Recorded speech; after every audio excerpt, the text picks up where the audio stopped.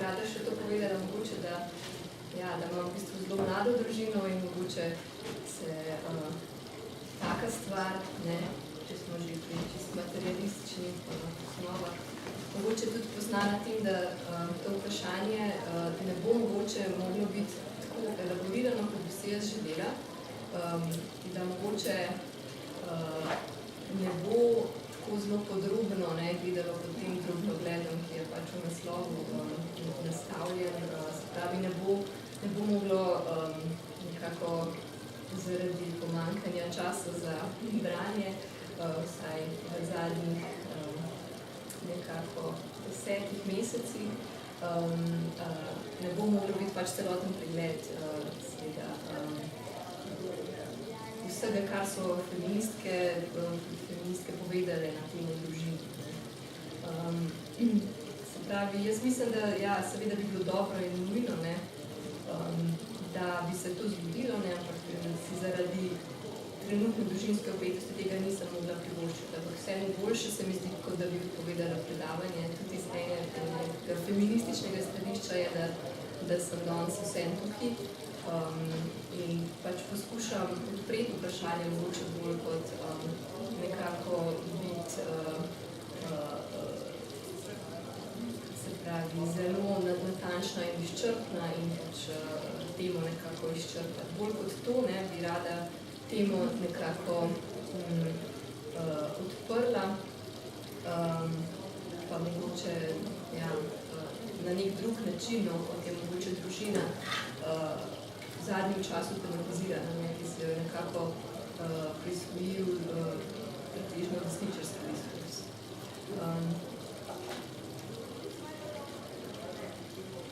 Torej, želela bi to svojo materinsko nekonkurenčnost, ki je nekako strukturna, bi jo želela nekako vključiti in jo dati v zakup tudi na tem mestu. Tako da, bear with me.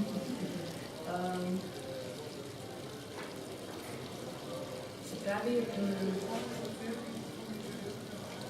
tudi mogoče ne bom v tem smislu skompenzirala iz lastnih izkušenj, ker se mi tudi to pač ne zdi nujno najboljša pot, da nekako poskušam iz svojega primera stvar nekako postaviti kot absolutno, ampak mogoče, ne bom pa skrivala, očitno ne skrivam pač tega svojega izhodišča.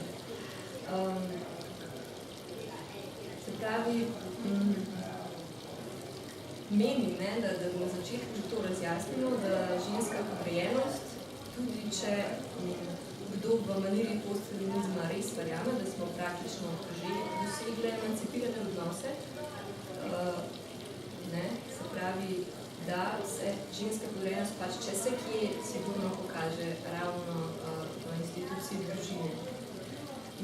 Tukaj ne gre za to, da bi želela mogoče kritizirati nekatere naše partnerje, se ne trudijo dovolj, ne gre za to, po moje gre za neko strukturno past, katero smo pač potisnjene in ne same, da je pač ta zaprtost družine, pač neka struktura familializma, nekako, se pravi, ta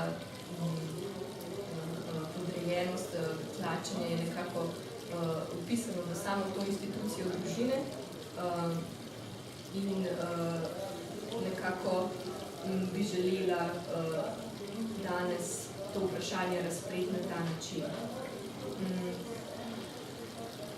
Zdi se pač, da skupaj z zelo samoumevno koncepcijo družine, še vedno zelo familialistično predstavo sreče in samoizpolnitve pozabljamo, da je za funkcioniranje te združbe v njeni trenutni prevladujoči obliki potrebno ogromno skrbstvenega dela. Seveda se mi zdi vsaj strukturno, da je, in tudi pač upam si reči, da je še vedno na plečih žensk. To pa seveda ne pomeni, da ta trud, da bi se to nekako spremenilo, ne šteje. Hočem samo reči, da bo mogoče potrebno kaj več kot to, da tudi moški bolj pač priskočijo. Oziroma mislim, da je sploh narobe reči, no, to, da priskočijo, ker nekako imajo isto odgovornost za situacijo kot ženske. Pač rajši bi govorila o tem, da je sama institucija družine že nekako podvržena patriarhatu. Ja, seveda.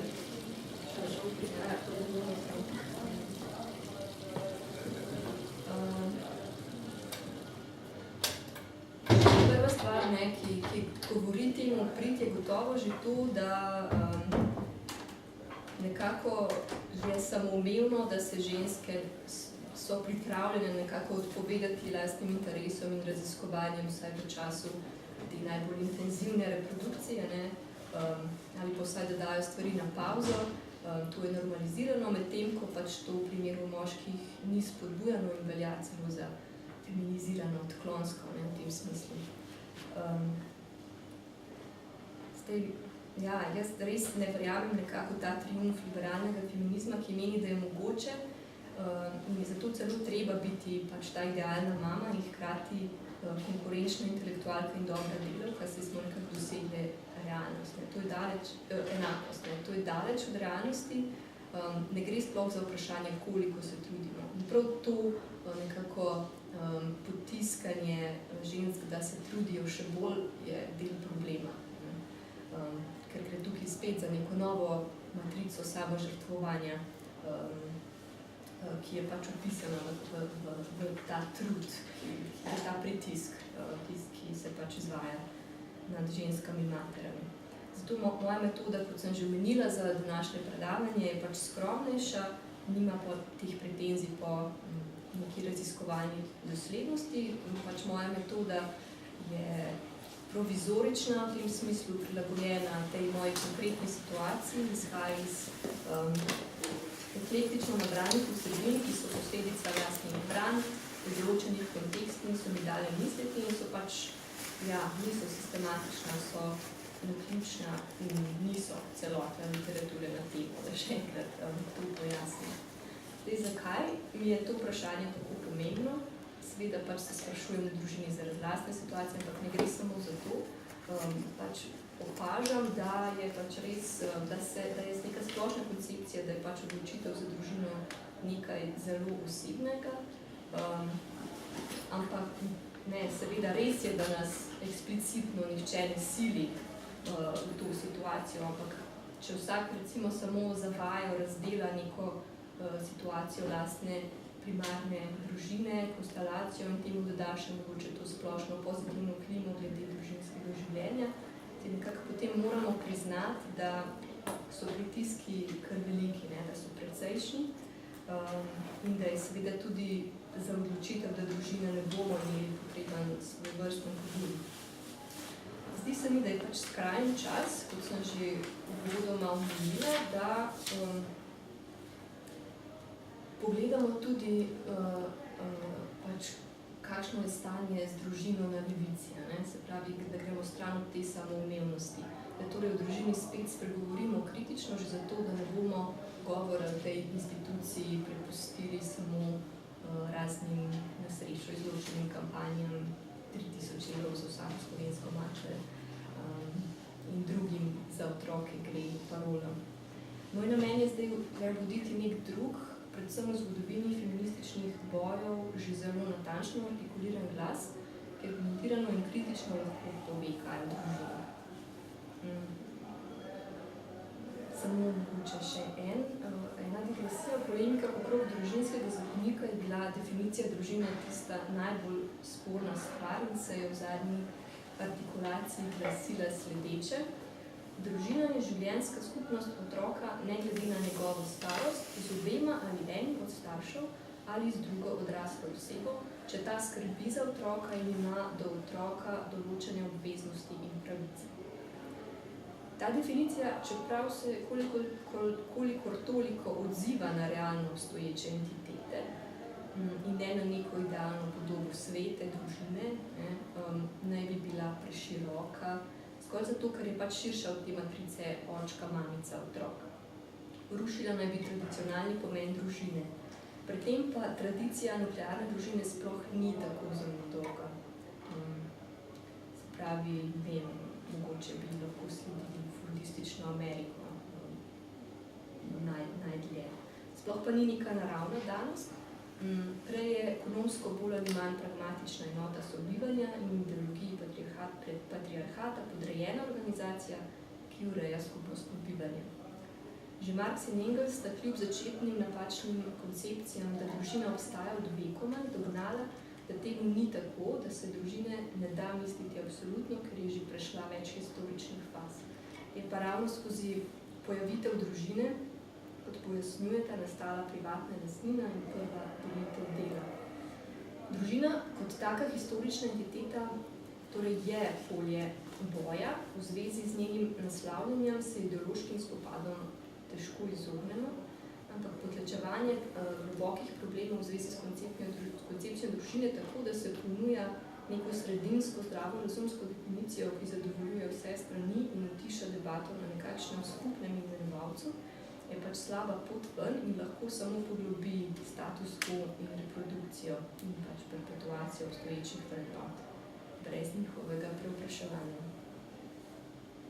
Se pravi, ni se dovolj samo distancirati od te populistične dikcije, kdo si pa sploh še upa iskreno proglasiti samega sebe za sovražnika otrok, družine, ampak pač problematiko nekako aktivno nasloviti.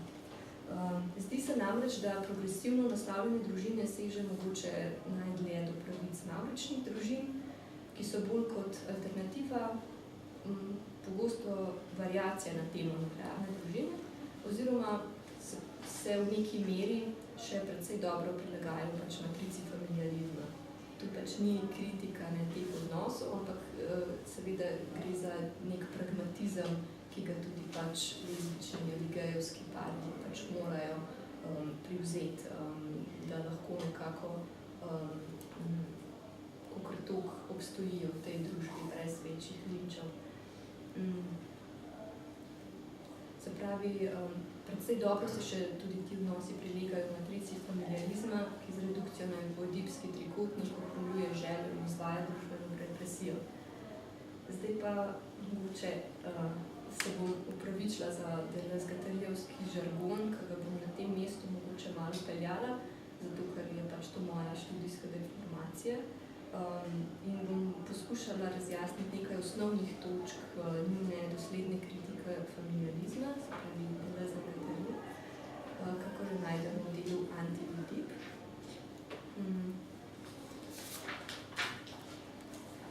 Torej, familializem je družinska konstelacija oče, mama, jaz, ki jo strukturira Oedip kot dogma in tako ne vpliva samo na to, kako razumemo družino, ampak ukaluplja vse družbene odnose. To trikotenje predstavlja neko normo, lupo, skozi katero se razsoja. Posebej psihoanaliza je po njenem mnenju tista, ki v pretvezi razreševanja kompleksa tega reproducira in prenaša naprej. Deleuze tako kot nekakšno linijo upora postavita schizofrenika na kavču, ki pravi, ja, že mama, ampak tudi drevo in kamen in nebo in tako naprej. In pač pravi vse te entitete postavi na neko isto ravnino in se na ta način pač izogne nekemu trikotenju mama, oče, jaz. Deleuze ne zanikata dejstva Oedipa, da je torej večina naših odnosov še vedno zgrajenih po tej dogmi, saj je zaradi splošne izkušnje in ker kolikor toliko funkcionira edina zanesljiva. A za njiju Oedip ni na začetku, je zgolj neko reprezentirano.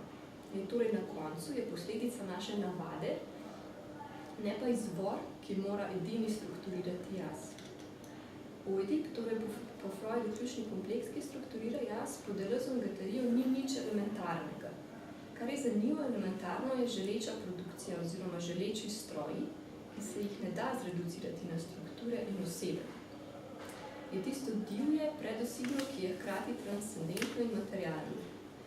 Konstituiralo naj bi realno samo. Schizofrenizacija pomeni, da ni več jaza.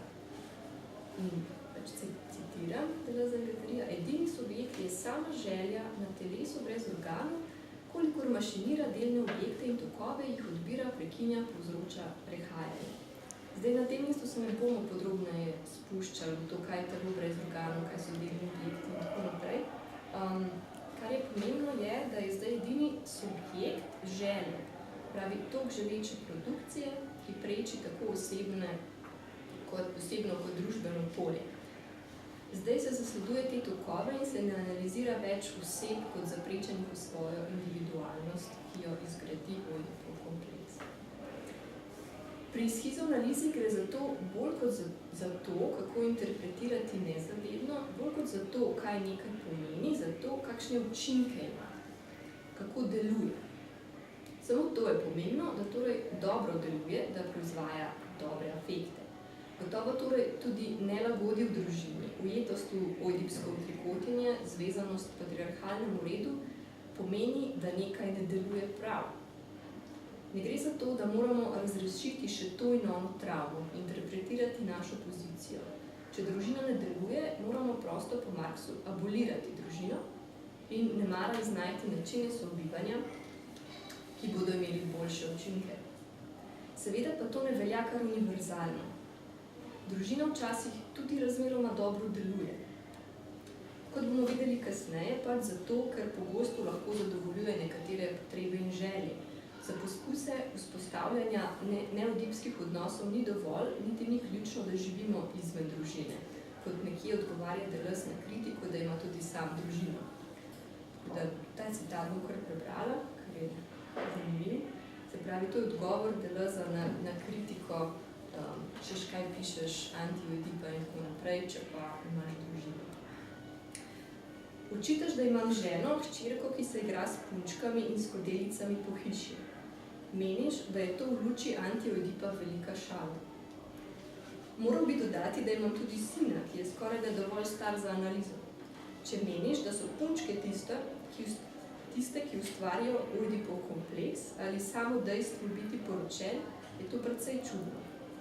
Oidipov kompleks nima nič opraviti s punčkami, je notranje izločanje, je žleza in oidipskih izločkov se ne moreš ubraniti, razen tako, da se boriš s sabo, da eksperimentiraš na sebi, tako, da se odpreš ljubezni in želji. Neoidipska ljubezen je precej težko delo. In moral bi vedeti, da ni dovolj, da si neporočen, da nimaš otrok, da si gej ali pripadaš tej ali oni skupini, da bi prelisičil Oidipov kompleks. Konec citata. Torej, Deleuze-Guattariju ne gre za abolicijo družine zaradi abolicije družine.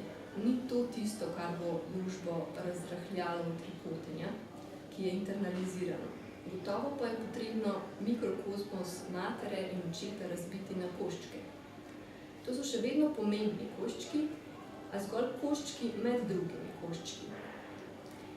Problem familializma, problem družine je, da uzurpira celoto želje, da meni, da mora biti razreševana v konstelaciji oče, mama, otrok in zanemari preostale potencialnosti družbenega polja. Še en citat. Psihoanaliza celoto želje izvede na družinsko determiniranost, ki nima nič več opraviti z družbenim poljem kot realnim mestom libidinalne investicije, pravite Deleuze-Guattari. Medtem ko schizoanaliza lahko družbeno polje misli v njegovi neobvladljivi potencialnosti in ne v naprejšnjem utrikotenju po njenem mnenju. Želja je v familialistični matrici potlačena. Družina je pooblaščeni agens te odločitve, kolikor jamči za kolektivno psihološko reprodukcijo ekonomskega sistema neke družbe, pravite. Želja ima namreč moč, da podvomi o vzpostavljenem redu neke družbe. In zdaj, če povzamemo na hitro, pač to njeno pozicijo, da je ključna inovacija Deleuze-Guattarija verjetno ta, da familializem oziroma svetost družine relativizirata in pokažeta, da v zvezi z njima ne gre za nič primarnega, ampak zgolj za aplikacijo. Če družinsko matrico jemljamo kot samoumevno, želi naredimo ogromno škodo, se spregledamo, da gre za potlačitev.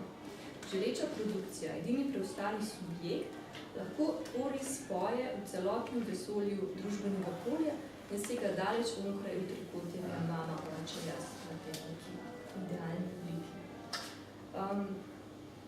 Torej, v tem smislu tudi Deleuze in Guattari glede dozadevnih bojev priznavata odločilno vlogo feminizma.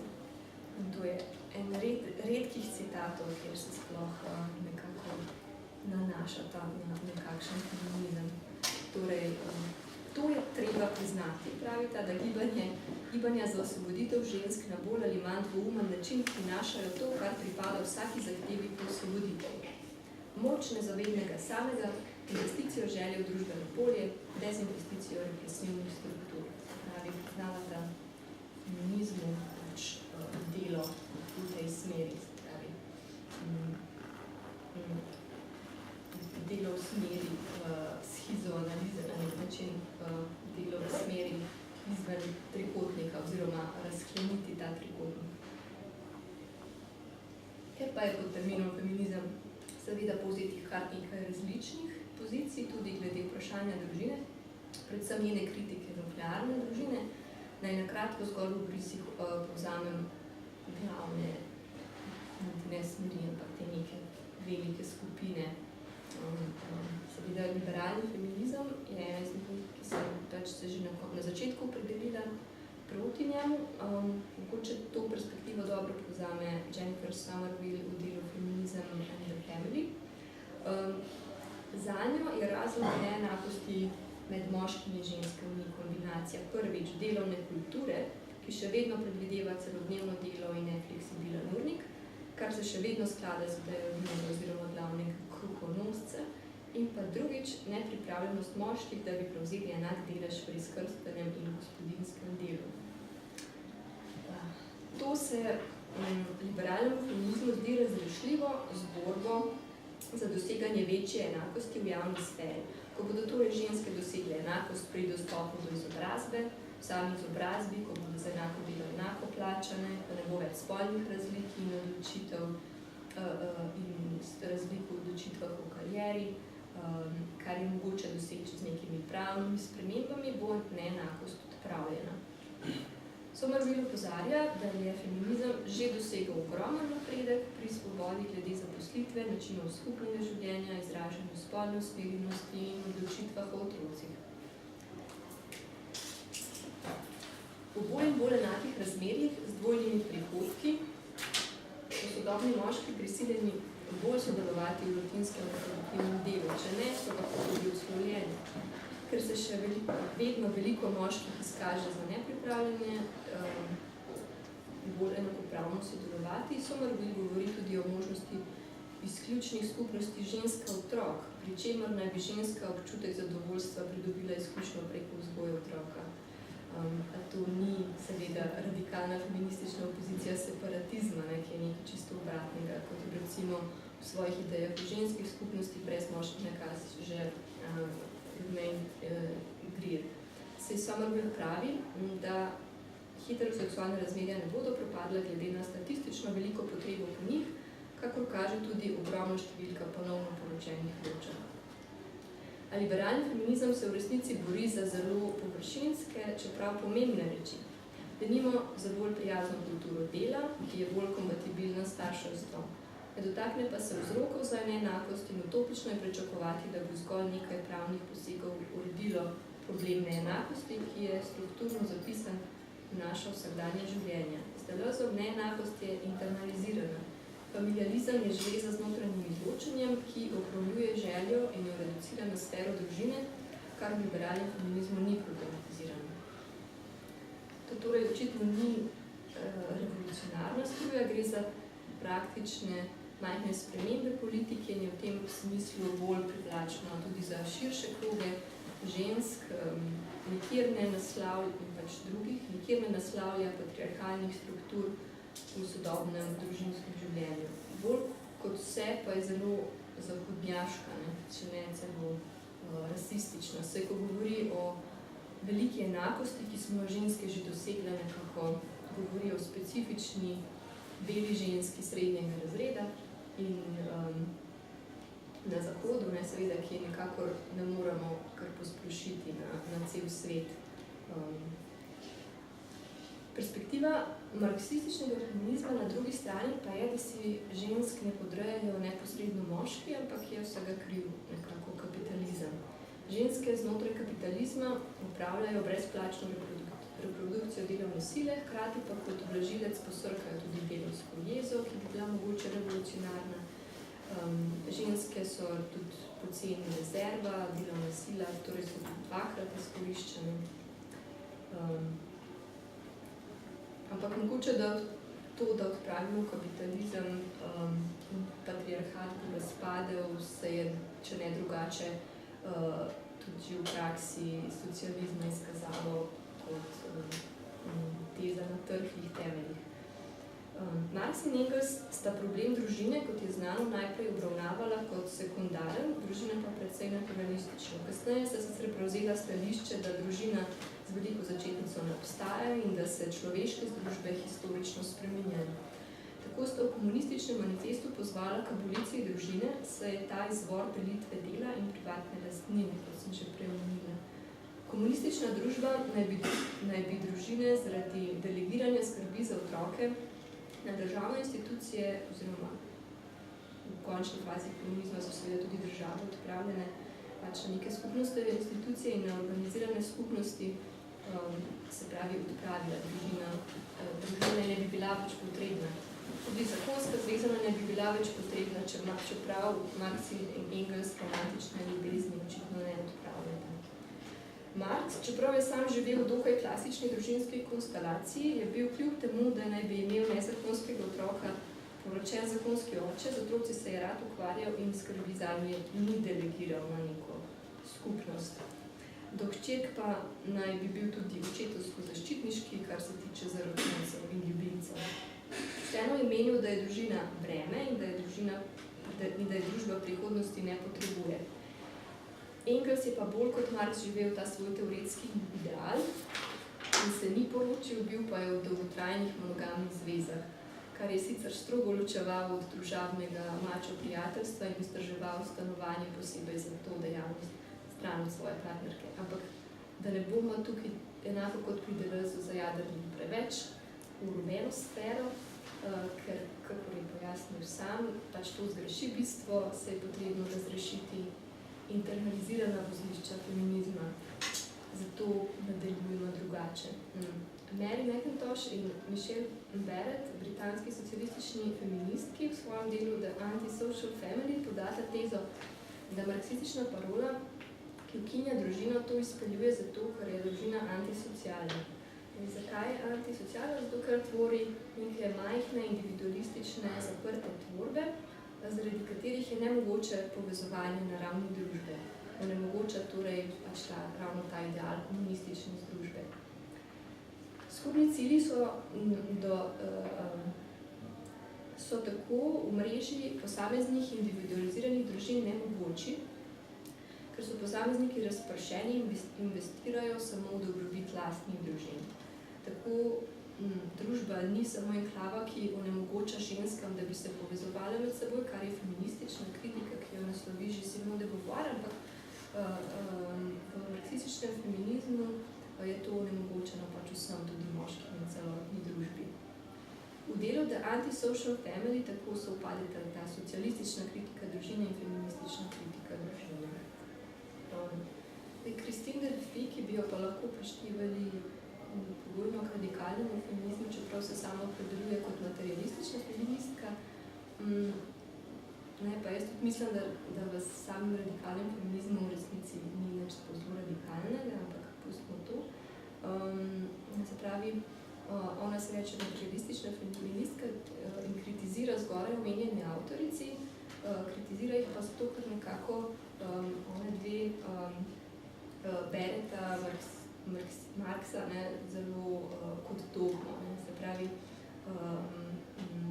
sama pa meni, da je tu prevalo, da obstaja neko specifično tlačenje, neko specifično tlačenje značilno samo za ženske, neodvisno od kapitalizma. Se pravi, Marx namreč kljub temu, da posveti nekaj pozornosti družini, ki je historična spremenljivka njeno pojavitvijo pojavi tudi privatna lastnina in delitev dela, meni, da odnos med spoloma sodi v nadstavbo in ne v bazo. Zato se podrobneje s tem ne ukvarja. Ker meni, da se bo z razgradnjo kapitalizma, ko smo že rekli, abolicija družine zgodila samo od sebe.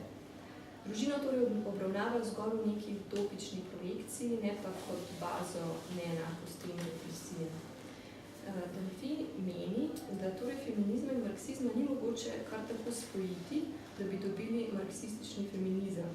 Saj sami koncepti, ki so bili razviti za to, da pojasnijo kapitalistične razredne odnose, že vključujejo zatiranje specifično za ženske.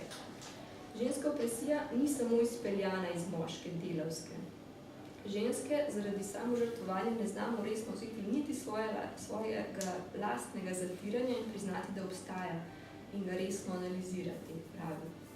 Delfi zato uvede pojem razred žensk, ki sicer ni adekvaten, ker spet nekako izhaja iz marksistične terminologije, pravi, ampak meni, da je še najbližje resničnemu odnosu represije, se pravi, da je najbližje temu, kar izpostavi to represijo, najbližje temu, kar želi izpostaviti z represijo značilno za ženske.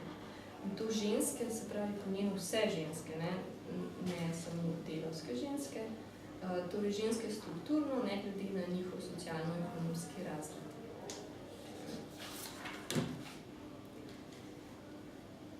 Sicer pa se mogoče tudi druge radikalne feministke nikakor ne strinjajo, mogoče ni odveč, samo mimo glede na vrst, pa z liberalnimi, da je plačano delo ženske osvobodilo, se je zgolj naložilo dvojno delo. Družine tudi niso samo udobna gnezda nežnosti, ampak pogosto prizorišče nasilja in zlorabe. Družina, ki je patriarhalna, je zato tako pravijo mnoge radikalne feministke potrebno odpraviti in vzpostaviti neke alternativne oblike sobivanja. Zdaj, nekatere feministke govorijo o komunah izključno za ženske, o nekih matrilokalnih skupnostih, prakticirati pozivajo k prakticiranju bodisi političnega lezbištva, bodisi političnega celibata. Ravno družina namreč predstavlja zanje ključno institucijo patriarhata, vloge v njej so prototipi patriarhalne družbe in skozi njo se reproducirajo, ampak kakšne pa so alternative? Da bi lahko začeli odgovarjati sploh na to vprašanje, se moramo najprej pač razumeti to mikrodinamiko želje, ki v naši družbi potruje k odločitvi za družino. Ta seveda nikoli ne more biti ločena od samih družbenih pogojev in usiljenih norm in vrednot. Katere so torej realne potrebe, za katere menimo, da jih lahko zadovoljujemo predvsem skozi družino in zaradi česar se nam zdi ultimativna forma samoizpolnitve in zakaj je tako težko misliti družbo onkraj družine. Ali drugače s telesgaterijem, kako se želeči stroji ujamejo v familiarizem, kako ta deluje in kako in s čim bi se lahko želeča produkcija sklopila, da bi bil to manj represiven stroj. Zdaj, omenjeni avtorice McIntosh in Barrett govorita o naslednjih realnih potrebah, ki jih zadovoljujemo v družini in zaradi česar je tako težko misliti konec družine kot ultimativnega pribežališča človekove samoizpolnitve in prave paradigme pribežališča privatne sfere pred pritiski javnega življenja. Avtorici tako družine ne vidita kot umetne rešitve za lažne potrebe, ampak je investicija v družino enostavno zapotrljiva, celo zelo racionalna izbira glede na materialne in teološke privilegije naše družbe, seveda. Čeprav so mnoge, celo večina teh potreb historičnih konstrukti, pa kaj menita, zato niso nič manj resnične. Torej, prva stvar, ki jo omenjata glede realnih potreb, ki jih družina nekako zadovoljuje, je čustvena varnost. Čustvena varnost, zdi se, da v trenutnem ustroju sveta družina ponuja čustveno in izkušenjsko zadovoljitev, ki je trenutna organizacija družbenih odnosov pač ne. Pri tem seveda ne moremo izbrati posameznikov, do katerih izražamo to navezo, vsaj onkraj partnerstva, se pravi pri razširjeni družini, tukaj govorimo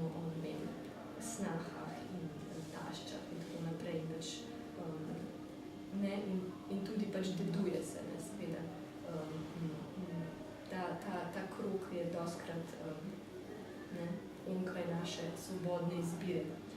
V tem smislu je lahko doživljena seveda tudi kot obveznost, ne, se pravi ta čustvena navezanost. Kot obveznost in izmed vseh odnosov v družbi so samo sorodstveni odnosi dejansko tudi pravno urejeni kot zbirka pravic in dolžnosti. Torej, to je zanimivo. Ne? Domače znano seveda ponuja uteho. Lažje se sprostiti in izpreči nekih takih instalacij, kot vedno znova pač v nekih odprtih odnosih, ti pa ti spoznavati, poizkušati in še nobenega zagotovila nekako ni za kakšno dolgoročnost v teh tipih odnosov. Prav tako je socialno sprejeto, da se šibkosti izkazujejo samo v tesnih družinskih in partnerskih odnosih, v svetu pa moramo vedno kazati nekaj svoje kompetence, samozadostnost. Tako da ta toplina, medsebojna odvisnost negotovo in ključni faktor, en tak magnet, ki vodi v odločitev za bodisi partnerske, bodisi družinske odnose v taki dosti tradicionalni obliki.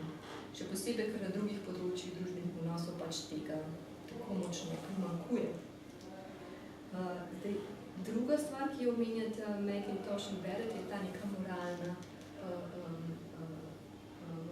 povezanost biologije in morale. Ne? Se pravi, družina je smatrana kot tisto najbližje naravi, kot neka naravna oblika reprodukcije. Se pravi, posebej to velja še za institucijo materinstva, materinski instinkt, samožrtvovanje za propagiranje vrste, ki gre onkraj lastnega interesa. Krog materinstva se je napletel razpravi mit samožrtvovanja matere, se jo nekako poveličuje ravno kot tako, kot skromno, samozapevalno. Ideal družine, kjer imata tako moški kot ženska določeno odmerjeno vlogo, je tako močan in tudi povsod promoviran, da ne premami samo tistih, ki so nasedli ideologiji. Nasprotno, v naši družbi pač obstaja družina tudi kot garant vzgoje normalnega, uspešnega, samozadostnega in stabilnega posameznika. In malo kdo si želi, da bi bil njegov potomec nek deviant. Tretjič, seveda otroci, ključna stvar. Seveda je privlačna družina tudi v tem, da je najboljša poznana podpora, če si želimo imeti in vzdrževati otroke, poudarjam poznana. Obstaja velik družbeni pritisk, da otroci lahko odraščajo zdravi samo v dvostarševski družini, po možnosti staršev obeh spolov. Resnične potrebe, ki jih zadovoljuje družina, so torej vse to, potreba po nežnosti, hladnosti, intimnosti, seksualnosti, ljubezni in starševstvu. A te potrebe se tudi v instituciji poroke in družine ne da izpolniti, oziroma se jih izpolnjuje nujno samo približno, kako meni radikalna feministka Šula Mitfarska. Nikoli jih ne bom moglo zadovoljiti, saj je ta institucija zgrajena okrog fundamentalno tlačenega biološkega stanja, ki se ga šele učimo odpravljati, pravi.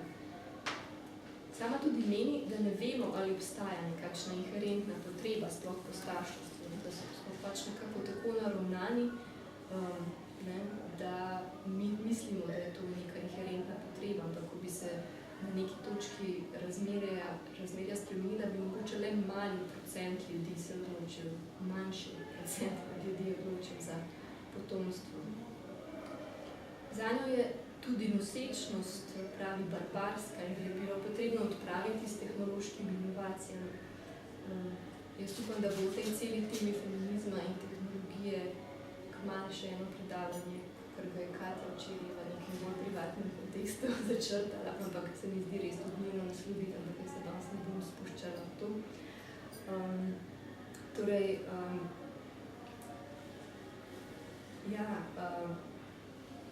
Če bi potem, ko bi se znebili potrebe po potrjevanju lastnega ega preko otrok, pri čemer jih pohabljamo, pravi, ostala še kakšna želja po otrocih, bi se jo dalo izpolniti z drugačnimi združbami.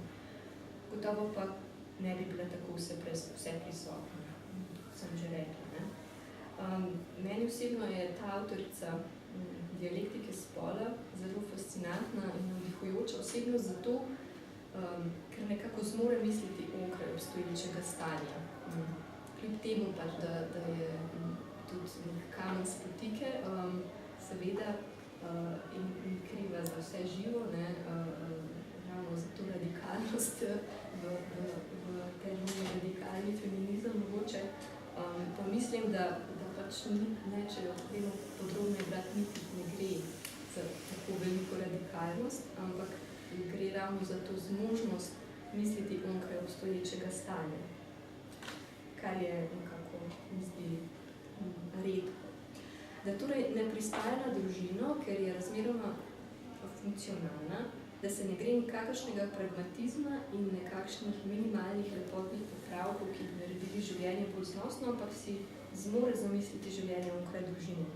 To je tisti, po moje, schizoanalitični miselni preskok, ki se ne pusti zmesti tej familiaristični potlačitvi želje, ampak jo zna zvezati na nove načine, v nove družbene stroje. Vprašanje pa seveda je, ali delujejo. Kot vemo, je ogromno družini alternativnih projektov ali komune klavrno propadlo in postopoma je prevladala neka zmerna konzervativna logika in vračanje k družini. Zato bi na tem mestu rada obnovila, kako si Shulamit Firestone zamisli tako revolucionarno družbo, pri čemer pa poudarja, da to ni preskripcija za evolucijo, ampak zgolj skicani osnutek, ki mora ostati fleksibilen in se skladati z realnimi potrebami ljudi, predvsem naj ne bo normativen in naj omogoča neko prihodnost iz ene forme v drugo in pač tudi zamišljanje nekih povsem drugih form. Torej ona nekako družbo razdeli na to družbo oziroma stopnice k tej družbi prihodnosti nekako opredeli skozi 3 modele skupnostnega življenja.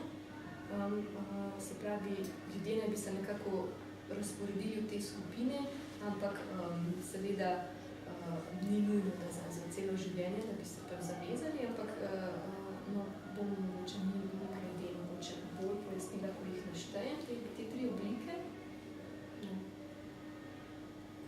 Torej, prva oblika tega skupnega oziroma v tem smeru samskega življenja naj bi bila ravno organizacija življenja okrog samskih poklicev, samostojnih poklicev.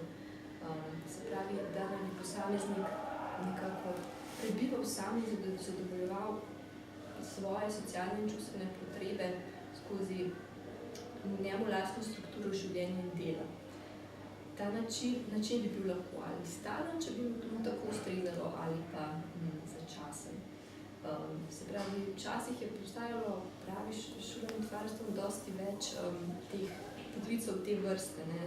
Sicer so bili spet bolj moški poklici, ampak to so recimo poklici kot, ne vem, vozniki na daljše razdalje, potem piloti, seveda tudi meniško življenje in mogoče, ne vem, astronaut, detektiv, pač taki neki fantastični poklici, ki nekako lahko zadovoljujejo pač vse te potrebe, ki jih posameznik v nekem obdobju svojega življenja ima. Seveda je ta opcija danes, ko je delo vse bolj fleksibilno in zahteva nenehno prisotnost in dosegljivost, nekako podobno, ampak ne gre za to prostovoljno, z neko organiziranje okrog dela, ampak nažalost nekako spet ekonomski pogoji botrujejo temu tipu, kjer seveda nekaj čisto drugega, če ni prostovoljno izbrano. Druga oblika skupnega bivanja pri Firestone je bivanje skupaj brez legalnih določil, ne glede na spol in spolno usmerjenost. Pravi, da so včasih tako živeli samo boemi intelektualni krogi, da v mestih se pa je že razširilo, to je bilo že kar nekaj časa nazaj povedano, okrog leta 70, tako da zdaj se je še bolj razširilo, gotovo. Ampak spet ne, pogosto tudi tukaj ne gre za to neko prostovoljno cimerstvo, ampak je danes to dostikrat tudi posledica tega, da si je zelo težko privoščiti svojo nepremičnino ali pa da ljudje si težko privoščijo, da sami plačujejo najemnino. Seveda danes obstajajo tudi razne združenja, ki niso samo platonska, ampak poliamorna in tako naprej. Ampak šola Mead Firestone je glede tega tudi zelo odprta v tem smislu, da v neki družbi prihodnosti, v takih skupnostih, ki so danes večinoma nekako monogamne ali pa aseksualne kot je cimerstvo, da v teh družbah si danes sicer težko predstavljamo, kako bi to bilo, ampak da če se recimo, če neki generaciji sploh ne bi bilo več družine, da bi popolnoma nekako pozabili to obliko sobivanja, bi se potem gotovo vsa razmerja drugače tvorila. Drugače bi gledali tudi na seksualnost, pravi. Seksualnost sama zelo radikalno razširi tudi na recimo starejše otroke, tukaj ne postavi neke jasne ločnice med odraslimi otroci in nekako pripisuje neko absolutno avtonomijo v svojem upravljanju z lastno seksualnostjo. Torej, te bivalne skupnosti brez pravnih določil, ne glede na spol in spolno usmerjenost, ki bodi so seksualne, niso seksualne in se ne omejujejo na nek binarni par. To je pač tam mogoče druga oblika skupnostnega bivanja. Tretja, kjer je pa recimo tudi vključeno to, kar danes spominjuje družina, je pa zelo zanimivo, skupnost približno, tam od 7 plus 7 do 15, recimo, okrog 10 posameznikov, odraslih ljudi, ki se nekako na nek način, formalno ali pač neformalno, odvisno zavežejo, da bodo vsaj tam 7 do 10 let, kjerkoli se pač že ta meja postavi, živeli skupaj, zato da bojo pač lahko tudi skupaj vzgajali otroke, se pravi, da otroci imajo vsaj v teh najbolj ranljivih letih neko stabilnost, neko, da pač je ta odgovornost za njih nekako tudi vzeta na pleče z neko zavezo, da niso pač ti odnosi zgolj popolnoma svobodni za vse. Se pravi, to nekako po njenem mnenju nekako reši to najbolj ranljivo dobo odraščanja otrok. Zdaj po njeni koncepciji bi mogoče to bili sprva biološki otroci, ampak da tendenca bi pa bila, da postopoma, da sploh ne bi bilo več pomembno, kakšna je provenienca teh otrok, da pač so v končni fazi, to tudi ono nekako projicira v prihodnost, bo celotna reprodukcija nekako tehnološka in pač ne bo več v tem smislu bioloških staršev, kot jih poznamo danes, in se bo pač vse otroke, ne glede na njihovo provenienco, torej vzgajajo na isti način v skupnosti.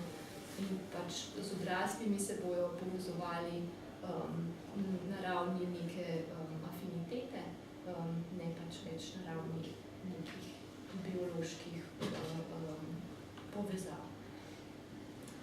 Se pravi, kar je pomembno, recimo, da bi se tudi skrb za dojenčke v tem primeru razporedila na vse enako, oziroma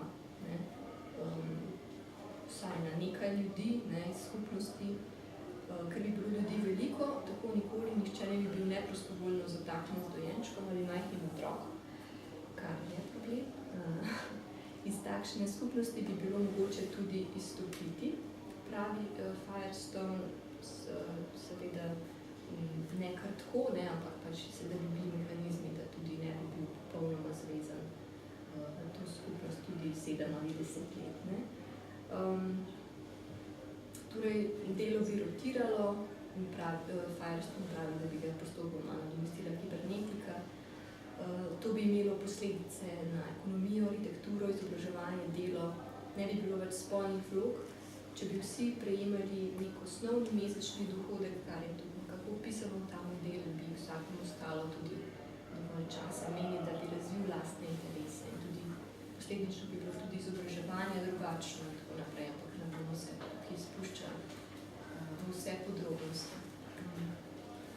Se pravi, te neki tri modeli, ki bi obstajali sočasno in bi pač vsakemu posamezniku zagotovili neko izpolnjevanje potreb v nekem posameznem obdobju v življenju. Lahko bi se pa pač ustavil v eni tej obliki za celo življenje. Kar je izjemno pri tem modelu alternativnega sobivanja, ki izhaja iz radikalnega feminizma, je, da ne razpušča popolnoma odgovornosti in skrbi ter navezanosti v prid popolni liberalizaciji in gre tukaj za neke modele liberalizacije seksualnosti. Pri komunskem življenju je šlo največkrat za to. Ogromno komun, ki so nastajale v 60-ih in 70-ih, je imelo kot življenjski eksperiment zelo kratko življenjsko dobo. Nekatere pa so celo doživele, da so njihovi otroci odrasli, ampak ti niso vedno tako navdušeni nad temi oblikami bivanja in življenjskim stilom svojim staršem in so večkrat poročali tudi v čustvenem zanemarjanju in tako naprej. Velika večina jih je, teh komun je reproducirala patriarhalne vzorce, rojevanje in vzgoja otrok, pogosto tudi tradicionalna ženska opravila, kako prepustila ženski skupnosti. Razbitje monogamije pogosto še zdaleč ni pomenilo konca patriarhalnega vzorca, ampak novo obliko množičnega in sistemskega prilaščanja žensk. Da si pogledamo samo en tak primer, je to recimo komuna dunajskega akcionista in umetnika Ota Mula, ki je leta 70 zasnoval neko tako izjemno uspešno skupnost. Se pravi, ta skupnost naj bi nekako temeljila na nekem preseku med Marxom in Freudom na idejah Wilhelma Reicha. Želel je oblikovati nekakšno komunistično antidružinsko skupnost in namesto psihoanalize naj bi se tukaj uporabljala neka akcionaliza, iz akcionizma izhajajoča. Kaj se je pa dejansko tukaj zgodilo, kaj so bile glavne postavke pri tem njegovem modelu komune? Pač najbolj pomembno je bilo to, da človek ne spi z drugim človekom več kot enkrat na teden, z istim, ne. Treba je pa spati z ljudmi, mislim, da 4-krat na dan. Pač to je bil ta model. In seveda ljudi kar hitro zmanjka, ne, pač v takem hitro rotirajočem se sistemu. In kaj se je v bistvu pol v realnosti zgodilo s to komuno? Najprej je bilo pač res samo to pomembno, da se ne razvijajo neki pari, neke bolj obstojne skupnosti. To je bilo najprej pomembno, ampak seveda so bile neke preference med ljudmi. In potem se je seveda ustvaril nek notranji elitni krog, nekako v središču, katerega je seveda ustanovitelj Ota Mul. In vse ženske so nekako želele bolj njega kot druge člane komune. In potem se je počasi oblikoval nek notranji krog. In kmalu je ta delitev seveda pripeljala tako daleč, da se je vzpostavila prava mala monarhija z dediči, da se je pa kljub vsem svojim principom se je potem nekako tudi poročil, imel naslednika. In pač ta monarh je imel pa pol na koncu tudi pravico do prve noči z vsemi temi dekleti, ki so nekako šle neko, ki so prekoračile neko starost, se pravi, ja, tudi incest verjetno.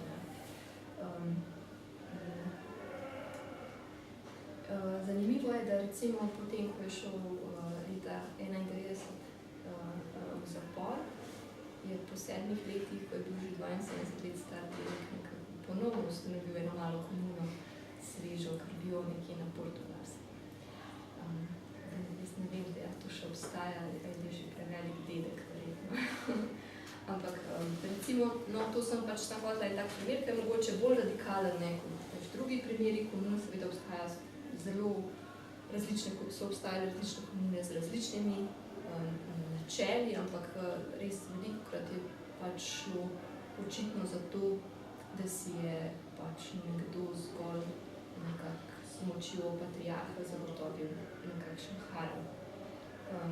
V zbirki realno prakticirajočih alternativ družini seveda ne smemo pozabiti tudi na združbe, kot so kibuci v izraelskih skupnosti, ki so temeljile na komunizmu in zionizmu, se pravi nove izraelske skupnosti, ki so bile sveže priseljene na palestinsko ozemlje.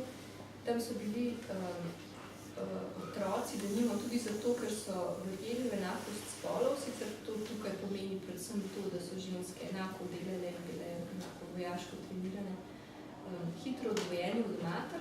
Ponavadi po odstavitvi so takoj živeli v otroški hiši z vzgojitelji in so bili skupna last kibuca, lastno pač skupni otroci kibuca, kot tudi vse ostalo, ne, obleke, hrana, ne, vse. Nekateri pričevalci sicer tukaj omenjajo neko pomanjkanje prostora za neke individualne želje, cilje, ampak večinoma so pa otroci se nekaj uredno. Čeprav so res zgolj majhni del dneva preživeli s svojimi biološkimi starši, noči pa sploh ne.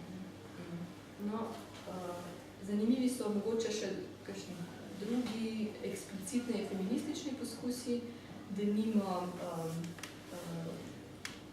nek kolektiv Red Collective iz Londona, ki so nekako 5 posameznikov, ki so imeli seksualen odnos z nekaterimi drugimi posamezniki v skupini. Pri tem pa je mogoče meni zanimivo to, da to ni bil nekak dokončen odnos, ampak samo oni so se opredelili kot nek kontekst, v katerem so želeli izvajati in prakticirati spremembe v načinih, kako se povezujejo, kakšne odnose imajo. Je pa zanimivo, da seveda tle ni bilo govora o kakšnih otrocih. Morda še ena feministična komuna, zanimiva, je bila komuna Wild v Angliji. Prav tako v 70-ih letih Wild so dali pač priimek vsem otrokom iz komune, ne glede na biološke starše, ker niso želeli, ne, da je priimek očetov niti materi, ne. Se pravi, vsi otroci so bili Wild in so se pisali Wild, ne, izmišljen priimek, zato da bi že takoj na tej ravni nekako bili vsi otroci nekako v relacijah do odraslih oseb nekako na isti ravni, ne. Se pravi, vsi odrasli so nekako enakovredno poskušali skrbeti za te otroke in kakor opisujejo to izkušnjo otroci, se jim je zdelo, da je vedno tisti, ki je skrbel za njih, ne, bil vedno svež in spočit. Ne. To je po moje v neki nuklearni družini težko doseči. Komune so sicer pol propadle hitro, tudi zaradi zunanjih pritiskov, ker so bile pač drugačne. Ja, zanimivo je pa seveda, oziroma simptomatično je pa seveda to, da so bile, da so tukaj ženske nekako med odraslimi seveda prevladovale, ker dostikrat so se za to obliko skupnosti odločile že zaradi nekih razlogov, recimo samohranilka in mati z otrokom sta pač želeli ustanoviti neko druge vrste skupnost, ne, da bi nekako lažje preživeli. Tako, no, sodobne alternative so redke, po moje, no.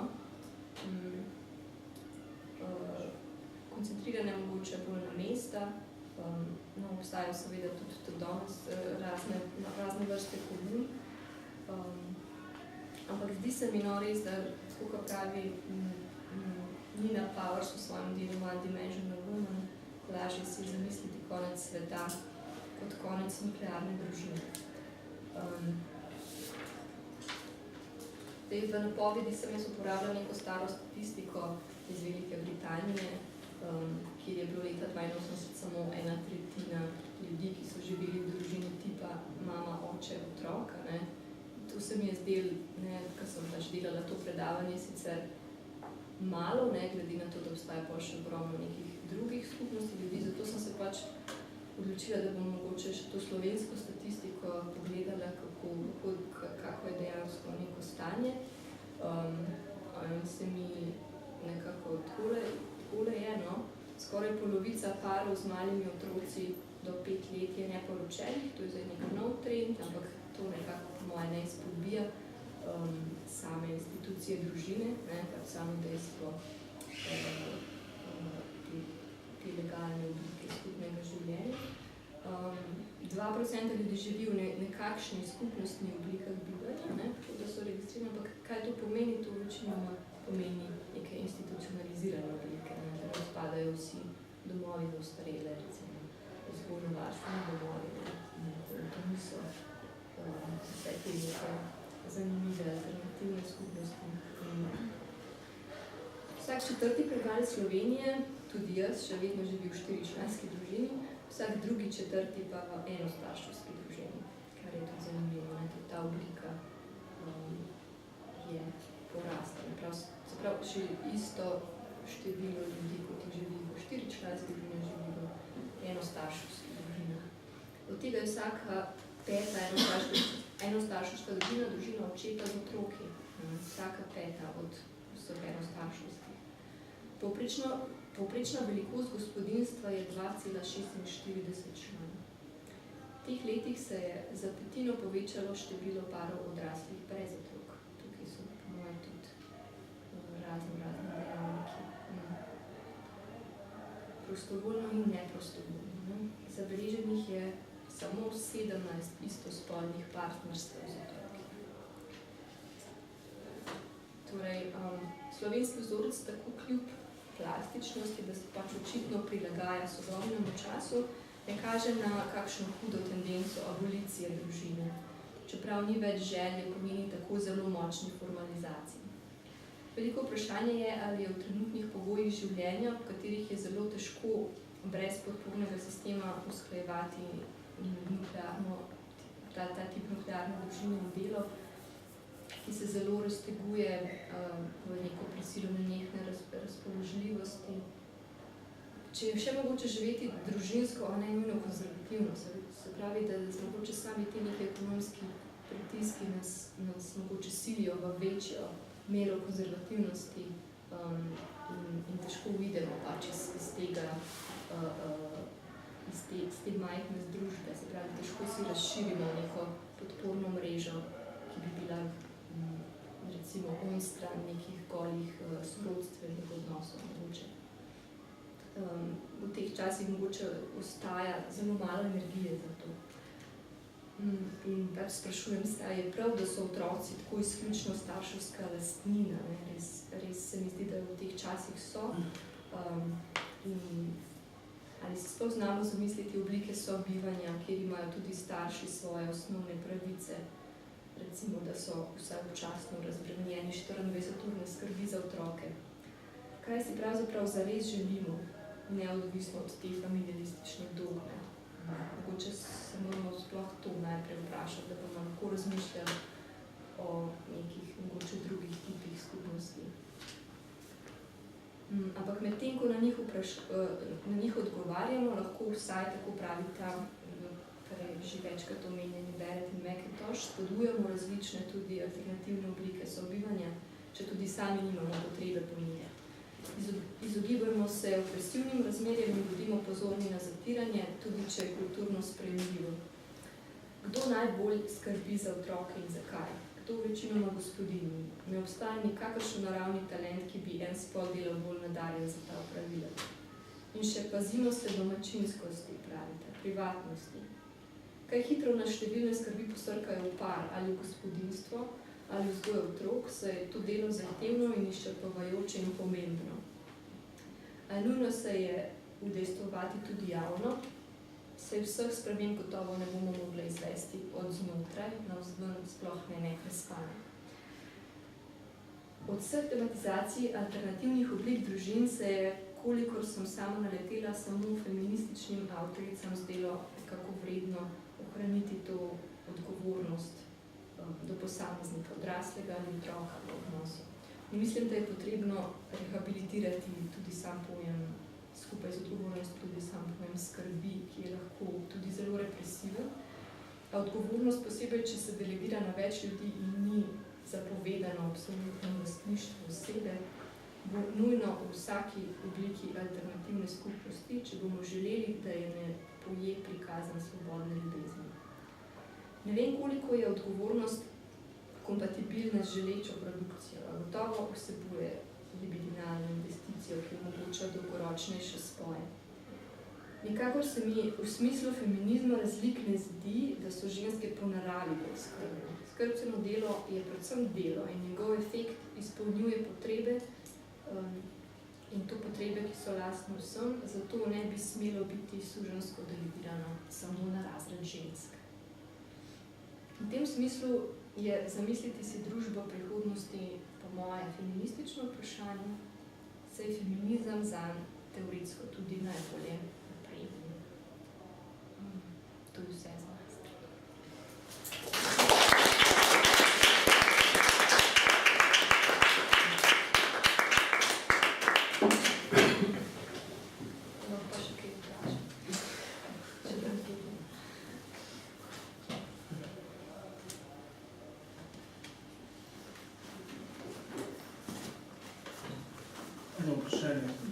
Kaj je delo v smislu za to, da smo mašina potrebova tam v eni teoriji, ki se ne? Ja, moje je ta premik, ki ga on naredi ravno to, da ni mislil, da mi smo mašina srednje, ker je prav ta jaz nekako hoče s tem, ko željo razlaga skozi te želeče svoje. Mislim, mašina pač nima samozavedanja, in v bistvu samozavedanja pač zavesti je, da gre pa nekaj drugega, da vstopa v alienirani proces, potem, ker mašina ima neko cirkularno delovanje. Zato me bo zanimivo. Pa še najbolj tukaj, pač se mi zdi, da, ne vem, tudi ta Oedipov kompleks je pač historična pogajenost, ki je pač dialektično podzavestnost dva najmes. Zato me sam zanimalo, v kakšnem smislu je to različno. Ne vem, kako bi točno to odgovorila, ampak to je zanimivo, kaj se reče, da neko pač cirkularno, neko pač to podobo si, ki smo nek poriv, neko premikanje. Tle se mi zdi nekako zanimivo brati željo v tem smislu. Kaj nekaj poganja, da nekaj deluje in kje se to zatakne. In potem, kot stroj, v tem smislu, ko se zatakne, kam je treba zavezati ta del, da bo spet stekel nek tok naprej, v tem smislu, da bo delovalo bolj gladko. Mislim, da je pač to tisto, kar on nekako poskuša s to nekako prispodobo oziroma podobo stroja orisati v zvezi želj.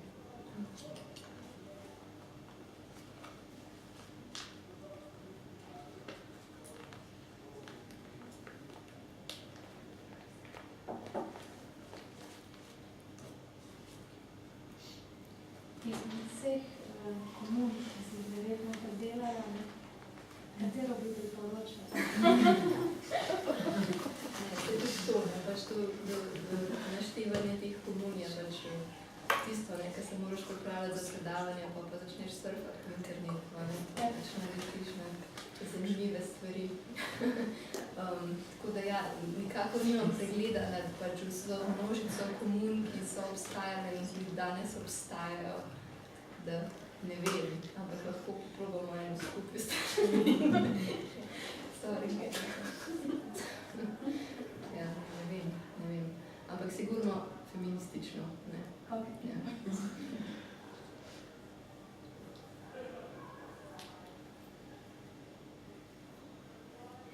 Še eno vprašanje, če se Ja, seveda. Da malo debate fejmo. Če misliš, da je ta v bistvu tehnološkost, ki si rekla, ne, da bo v bistvu nadomestila, spravo, biološka reprodukcija, spravo, ali je v bistvu potem to ironično, da bo v bistvu kapitalizem se spremenil na nek način v komunizem, pač po samem gibanju. A se mi bi to zelo tako ironično, ne, da taka zavestni upor sami zgodovini, ne, ampak na vse zadnje sama determiniranost. Jaz nikakor ne mislim, da se bo to zgodilo, ne, tudi včeraj sem poslušala eno super predavanje od Katje, ki je zelo dobro razdelala v bistvu načine, kako danes na nek način je tehnologija totalno antifeministična. Ne? Kako je tehnologija deluje kontra temu, kar so mogoče te feministke, ki so si jo predstavljale kot nek pripomoček za svojo revolucijo. Ne? V tem smislu, ne? Kako je s tem, da recimo tudi se žensk ni vključevalo v njen razvoj, v načine, kako bi jo bilo mogoče uporabljati.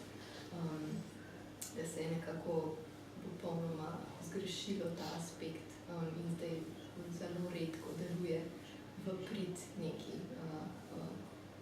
feministični družbi. Ne vem, če sem odgovorila.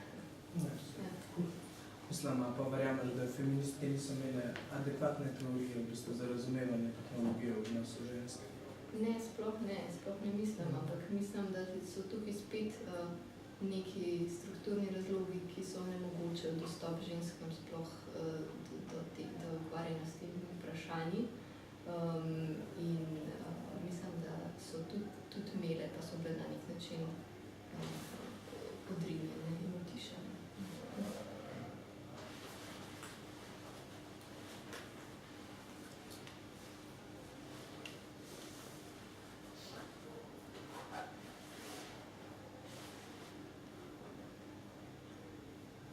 Jaz sem, meni se zdi, da se toliko enih stvari odprla s tem predavanjem, da za prevedeti in premisliti. In predvsem to, ko se končala s to odgovornostjo, ne, recimo s tem razmišljanjem o tem, kako se skrb porazdeli in kako imajo pač tudi starši neke pravice oziroma ljudje, ki se z otroci ukvarjajo, ne, da niso pač potisnili to stanje neke razpoložljivosti 24-urne. Se jaz ne vem, če bom znala razred formulirati vprašanje, ampak sem samo razmišljala o tem, v bistvu, kako se v teh tudi, recimo tem utopijah ali v teh nekih premislekih, kako bi se, recimo, družbena reprodukcija drugače organizirala. Če si kaj razmišljala o tem, kje so te vizije stopajo recimo na neko polje javnega in kje gre bolj za neko idejo, recimo neke svobodne skupnosti nekih posameznikov. Ker se mi zdi tudi prihajstvo, recimo, in teh njenih idejah gre dostikrat predvsem za to, ne, se pravi tudi ta komuna, da so v nekem smislu neki posamezniki, ki se prostovoljno odločijo in pač živeti skupaj skrbeti za otroke. Obenem pa vstopi tukaj ta moment zakona, neki v bistvu zakoni, koliko časa, kako lahko vstopijo, kako lahko izstopijo, koliko časa mora biti skupaj in podobno. Ne. Recimo, ne vem, če imaš mogoče kak razmislek o tem, v katero smer bi šlo razmišljati, se pravi tudi v zvezi z otroci in z družbeno reprodukcijo o tem, kako je to pač nekaj, kar je stvar družbe, ne, se pravi, za kar tudi neka družba mora prevzeti odgovornost, ne vem, ali v obliki države, ali v obliki česa drugega, ne. In o tem, koliko je to tudi v teh utopijah na nek način še vedno zaprto v nek ta imaginarij pač odgovornosti posameznika za te otroke. Ker se mi zdi tako, če razmišljamo tudi o družbenih procesih danes, ne, se dosti dogaja v bistvu tudi nekako, da gre veliko v smeri neke privatizacije, se pravi, recimo ljudi, ki se odločajo, da ne da nočejo svojih otrok dati v šolo, ne, ker so to njihovi otroci in bojo oni odločili o tem, kako se bodo ti otroci vzgajali. Ne. Po drugi strani, tako kot si ti rekla, v bistvu ta diskurs družine mobilizira v glavnem desnice. Ne. In ko se gre za govor o tem, pač o nekem javnem interesu ali pa neki javni skrbi za otroke, ne, je to ponavadi iz desnice. Ne. Se pravi, družba ima ali pa država ima interes, da se vsi ti otroci rodijo, ne bojo ženske opravljale sprav, to so pač ne, in tako naprej. Se pravi, ta odgovornost pa se kaj hitro v bistvu nekako se jo odpove družba, ne, čim pač so ti otroci rojeni in je zadnji potrebni skrbeti.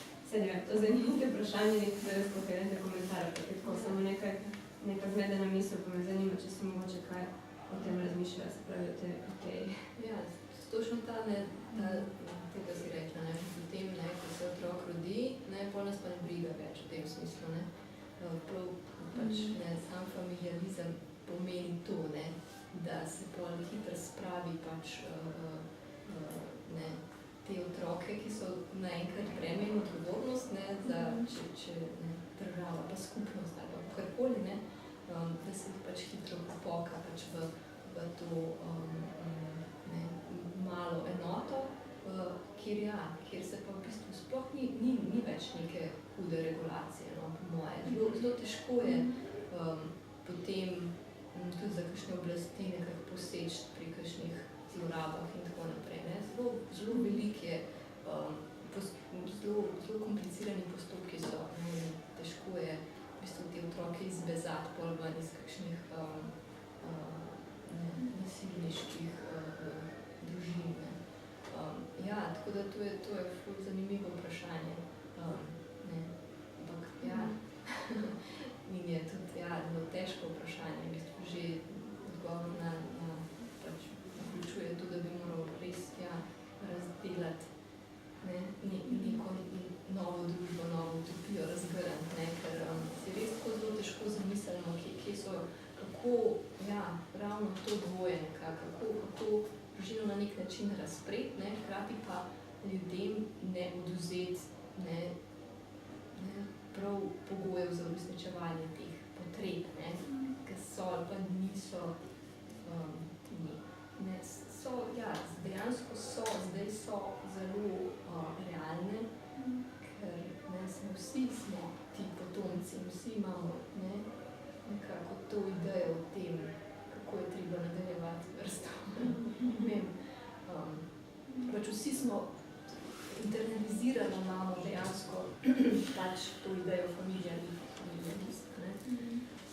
Zato je res to zelo, zelo težko vprašanje. Ker takoj, da začnemo, mislim, kot se recimo, socializem je to lahko naredil sam pač do neke mere, ja, ne? Se pravi, pač dal na razpolago več nekih javnih institucij, ne, ki ne bi razbremenile pač družine, ampak seveda samo do te mere, da se lahko potem vključijo tudi ženske pač v trg dela in tako naprej, ne, da se pač zato, ne, se pravi, potem takoj po koncu se pravi, kako se tudi v socializmu porine otroke nazaj v naročje otrok, ne, staršev, ne. Tako da meni se zdi to, ja, res bistveno vprašanje, tudi sama nimam odgovora, ne, sploh zato, ker imam dva otroka, se zelo težko predstavljam, ne, kako bi zagotovil, ja, hkrati neko odgovorno okolje, neko okolje, ki mu lahko zaupaš, ne, v tem smislu, kako bi tako trdna okolja, ne, podporna okolja zagotovil, ne, da niso pa tudi te kengurujčki, ne, kako bi sistemsko zagotovil tako dobre in močne podporne sisteme, vredne zaupanja, ne, da bi lahko, ja, točno to, sploh se začeli pogovarjati o tem, kaj so pravice staršev, ne, zato zdaj sploh ne more biti tema, ker je absolutno celota odgovornost tega otroka res 24 ur na dan pač predložena na starše, ne, kjerkoli so, ne, v resnici. Si jih pa ti tja dal, ne, v tem smislu. Tako da, ja. Tako da verbalni, ne, verjetno, v tem smislu mislim jih zato, ker je tako vsa odgovornost za vzgojo tega bitja na tem, ki si govorim na staršu, ne, je potem to, pač ja, se tako, ko si pisala, da to je rezočak, ne, pa je to težje v bistvu razbiti to idejo, da je ta otrok tvoj, da je to tvoj projekt, ne pač to, da ti pripada in to ne. Skratka, to celo čustveno investicijo in fantazmatsko investicijo v to biti v bistvu to, kar je nastavljeno. Mogoče najbližje so bile res te neke večje skupnosti, kjer so vse otroke ne glede na biološko poreklo nekako vzgajali skupaj. Zanimivo je, pa vsem pol, kakor sem brala, da so pač te skupnosti malo razpadle, pa vsem vsak pograbil svojega otroka, pa z njim šel posebej živeti. To je pač vprašanje, kako, do kere mere se to da. Lahko vam še, mislim, dve imajo vprašanja, v bistvu furs je enih stvari nasledila.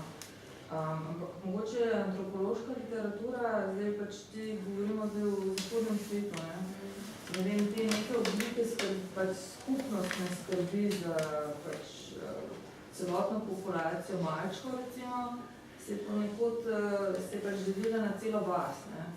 Zdaj, kako bi se dali to, mogoče bi pač mogli v to smer se tudi, zdaj ne v komune, ampak v to smer pač pogledati, temu gledano, pa iskati tam nekaj. Sam se mi zdi pa, da ne še zmeri, zelo pogosto ta celotna vas pomeni vse ženske v vasi.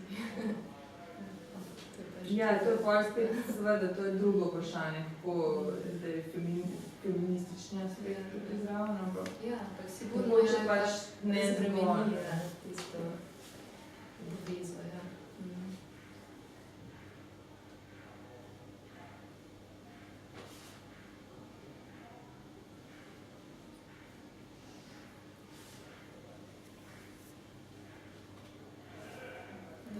Hvala, da smo zaključili. Hvala, da so prišli.